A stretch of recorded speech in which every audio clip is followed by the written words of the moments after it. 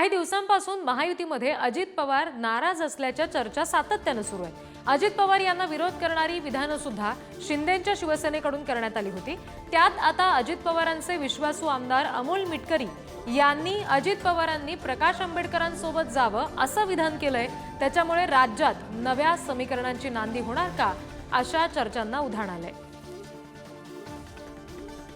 तर अजितदादा हे महाराष्ट्रातले प्रमुख नेते आहेत आणि श्रद्धेय बाळासाहेब आंबेडकर हे सुद्धा वंचित बहुजन आघाडीचे राष्ट्रीय अध्यक्ष आहेत, ते सुद्धा मोठे नेते आहेत। आणि असे दोन मोठे नेते जर महाराष्ट्राच्या राजकारणात भविष्यात एकत्र आले तर निश्चितच महाराष्ट्राच्या राजकारणाची दिशा वेगळी असेल। ही कार्यकर्ता म्हणून माझी भावना आहे।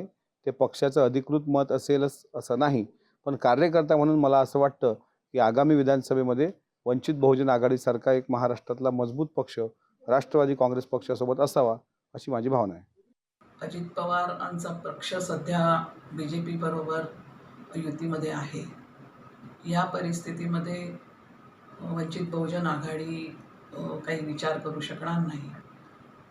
जोपर्यंत अजित पवार गटाने BJPशी संबंध तोडलेला नाही, कारण वंचित बहुजन आघाडी प्रत्यक्ष किंवा अप्रत्यक्षपणे BJPशी संबंध ठेवण्याच्या विरोधात आहे आणि त्यामुळे या स्टेटमेंटचा आता काही विचार करता येणार नाही।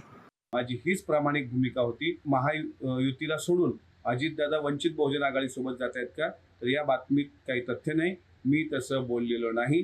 महायुतीमध्ये ॲडव्होकेट बाळासाहेब आंबेडकरांनी सहभागी व्हावं अशी विनंती आणि एक भावना मी माझ्याकडून व्यक्त केलेली आहे आणि निश्चितच यावर वरिष्ठ पातळीवरचा तो निर्णय असतो, अंतिम निर्णय तोच असतो। पण कार्यकर्ता म्हणून माझी ती प्रामाणिक भावना होती, ती मी मांडली।